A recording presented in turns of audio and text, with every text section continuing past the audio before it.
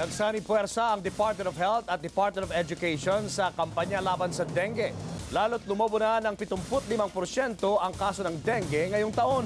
Nagpapatrol Sol Aragones. Sinakal ni Health Secretary Enrique Ona at DepEd Secretary Armin Luistro ang mascot na lamok na tinawag ni Aedes aegypti sa harap ng mga estudyante ng Rizal Elementary School sa Tayuman, Maynila. Simbolo ng kagustuhan ng mga Pinoy na sugpuin ang lamok na may bitbit na dengue. Kung hindi natin masusukpo ang dengue sa loob ng paaralan, hindi rin natin ito masusukpo sa barangay. Bilang tugon sa kampanya, ipinagtabuyan din ng mga estudyante ang lamok.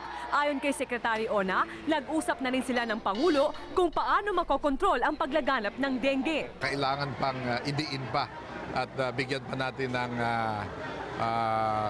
more aggressive educational programs and educational information sa ating mga tao. Sa ngayon, patuloy sa pagtaas ang kaso ng dengue. Sa pinakahuling tala ng DOH, lumobo ng 75% ang kaso kumpara sa parehong panahon ng isang taon.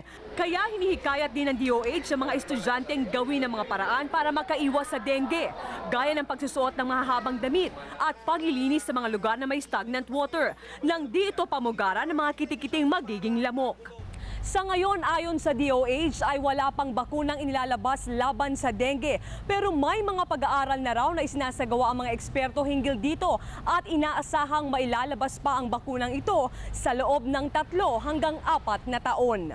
Sol Aragones, Patrol ng Pilipino.